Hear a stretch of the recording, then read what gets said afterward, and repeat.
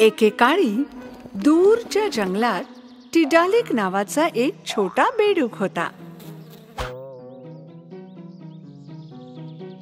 टिडालिकला उन्हात खेळायला आवडायचं.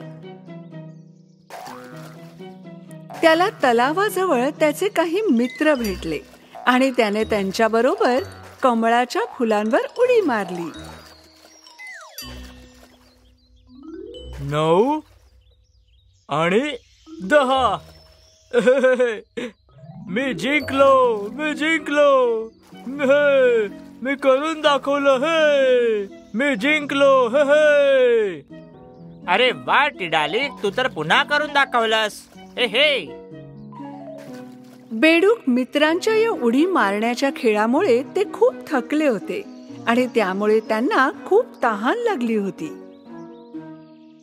चला थोडं पाणी पिऊया. 3 बेडूक मित्र एका मोठ्या पानावर भेटले आणि पाणी प्यायला सुरुवात केली. टिडालिक इतक्या वेगाने पित होता की इतर बेडकांनी त्याला सावध केलं. अरे थोडं सावकाश पी, नाहीतर तुझं पोट फुटून जाईल, कळलं? अरे पण मला खूप तहान लागली आहे. मला तर अजून पाणी प्यायचंय. मला वाटतं आपण त्याला थांबवायला हवं. थोड्या वेळाने टिडालिक, ज्याचं पोट पाण्याने सुजलं होतं, अचानक थांबला, कारण प्यायला तलावात पाण्याचा थेंबही शिल्लक नव्हता. अरे आता थोड्या वेळापूर्वी जिथे खूप पाणी होतं, कुठे गेलं सगळं पाणी? कारण तू ते सर्व पिऊन टाकलंस टिडालिक. काय? ठीक आहे, पण मला तर असं वाटतं की मी अजून पाणीच प्यालो नाहीये. एवढ्या सगळ्या तलावाचं पाणी पिऊन सुद्धा तुला तहान कशी काय लागू शकते? या जंगलात आणखी कुठे पाणी मिळेल मला लवकर सांगा, लवकर. त्या महाकाय झाडांच्या मागे खाडी आहे. तू त्याला कशाला सांगतेस? जर त्याने जाऊन ती खाडी सुद्धा सुकवली तर? टिडालिक सुजलेल्या पोटासह त्याच्या मित्रांपासून दूर गेला. चकित होऊन पाहत असलेले बेडूक मित्र ताबडतोब महाकाय हिप्पोला कळवायला गेले. त्यावेळी महाकाय हिप्पो झाडाखाली विसावलेला होता आणि त्याचा सहाय्यक कोल्हा त्याच्या समोरच लक्ष ठेवून होता. कसा आहेस फॉक्स? तर आम्हाला तात्काळ महाकाय हिप्पोशी बोलायचं आहे. आता नाही, तो सध्या गाढ झोपेत आहे. तुम्ही त्याला जागा करू शकता का? असं काय तुम्हाला बोलायचं आहे जे त्याच्या झोपेपेक्षा जास्त महत्वाचं आहे? मला सांगा लवकर. हे बघ मित्रा, थोडं लवकर सांग त्याला, नाहीतर आपल्याकडे खाण्यासाठी आणि पिण्यासाठी पाणीच शिल्लक राहणार नाही. प्लीज. जेव्हा कोल्ह्याने बेडकाची भीती आणि निकड पाहिली, तेव्हा त्याने महाकाय हिप्पोला जाग केलं. पाणघोड्याने डोळे उघडले आणि 2 बेडूक मित्रांकडे वाकले. बेडकांनी काय घडलं ते सांगितलं आणि मग ते महाकाय हिप्पोच्या डोक्यावर उडी मारून टिडालिकच्या शोधात निघाले.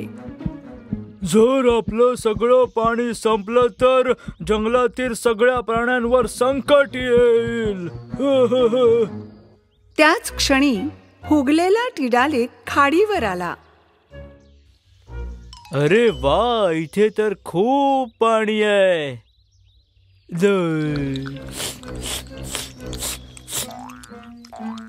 एक ससा, ज्याने बेडूक टिडालिकला खाडीजवळ पाणी पिताना पाहिलं, तो काठावर येऊन पाणी पिणार होता, परंतु बेडकाने त्याला सावध केलं. हे सश्या, इथलं सगळं पाणी माझं आहे. तू दुसरीकडे जाऊन पाणी पी जा. पण आजूबाजूला दुसरं पाणी नाही, तलावही कोरडा पडलाय. बेडकाने ससा काय म्हणाला ते न ऐकता खाडीचे सर्व पाणी पिऊन टाकले.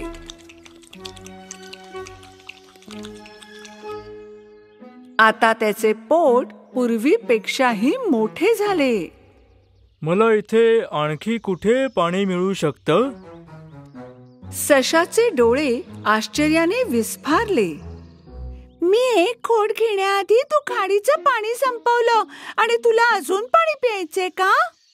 हो, मी तलावाचं पाणी प्यायलो, नंतर मी खाडी संपवली. मी सगळं पाणी पिऊन टाकणार.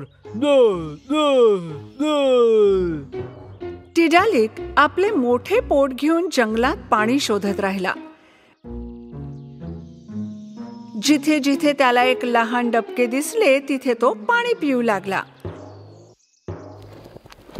वाळलेलं तलाव आणि यापुढे वाहत नसलेली खाडी पाहून जंगलातील रहिवाशांना खूप आश्चर्य वाटलं. ना घुबडाला पाणी सापडलं, ना अन्य कोणत्या प्राण्याला. शेवटी महाकाय पाणघोडे आणि लहान बेडूक मित्रांनी खाडीजवळ उदास ससा उभा असलेला पाहिला. तू इथे पाण्याचा लोभ असलेला बेडूक पाहिलायस का, प्रिय सशा? हो हो, तो तिकडे गेला. पावसाने तयार झालेली छोटी छोटी डबकीही तो पितोय. महाकाय हिप्पो त्याच्या सर्व शक्तीनिशी धावत सुटला आणि टिडालिकचा पाठलाग केला आणि इतर जंगली प्राणीही त्याच्या मागे जाऊ लागले. टिडालिक हा बेडूक नुकतंच त्याला सापडलेले शेवटचे डबके पिणार होता तेव्हा पाणघोडा आणि निर्जलित वनवासी त्याच्या समोर आले. टिडालिक, थांब, बस झालं. तू जंगलातलं सगळं पाणी प्यायलास आणि आम्हाला पाण्याचा एकही थेंब ठेवला नाहीयेस. तू तलाव आणि खाडीचे पाणी परत द्यायला हवंस. तुझे बेडूक मित्र बरोबर बोलतायत टिडालिक, कारण माझ्यासारख्या मोठ्या पाणघोड्याला आणि त्या चिमुकल्या पक्षालाही पाण्याची खूप गरज असते. झाडे, झुडपे, कीटक यांनाही पाणी लागतं ना. कृपया तुझं तोंड उघड आणि तू तुझ्या पोटात भरलेलं पाणी आम्हाला परत दे. जंगलातील रहिवाशांनी टिडालिकची भीक मागितली. त्याचं पोट पाण्याने भरलेलं होतं, तरीही तो प्यायलेले पाणी परत देण्यास तयार नव्हता. आता आपण काय करणार आहोत? जर आपण त्याला हसवू शकलो तर तो पाणी आत थांबवू शकणार नाही आणि तो सगळं पाणी बाहेर फेकून देईल. ये, ही तर चांगली कल्पना आहे आणि तसंही टिडालिकला हसायला खूप आवडतं. सशाला टोपी सापडली आणि बेडकाचे मनोरंजन करू लागला.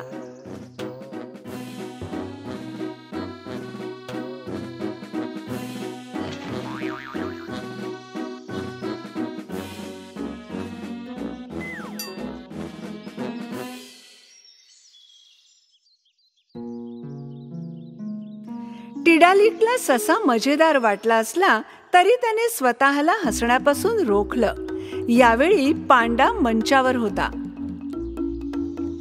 तो इतका मजेशीर नाचू लागला की जंगलातले सगळेच त्याच्यावर हसायला लागले. पण टिडालिक पांड्याच्या नाचावरही हसला नाही. मग लहान खार पटकन चित्र काढू लागली. वनवासी अपेक्षेने वाट पाहू लागले.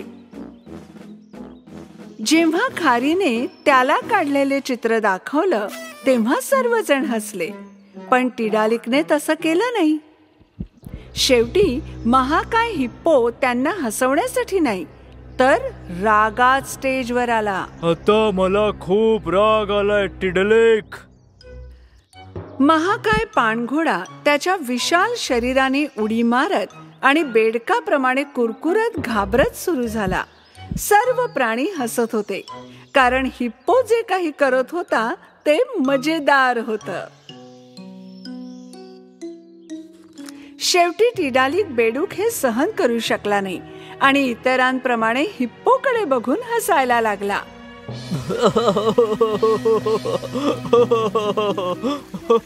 त्याने तोंड उघडताच त्याने प्यायलेले सर्व पाणी सर्वत्र वाहून गेले.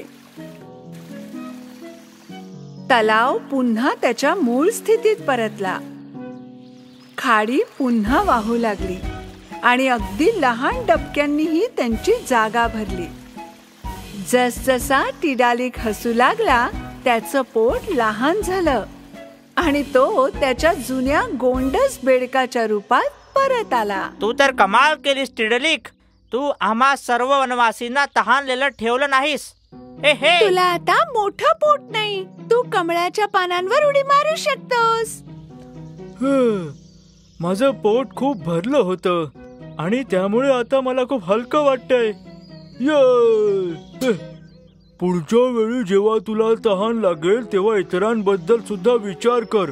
फक्त स्वतःचा विचार नको करूस. जंगलातील प्रत्येकाला तुमच्या इतकेच पाण्याची गरज आहे. उदाहरणार्थ मला आता जाऊन अंघोळ घ्यावी लागेल.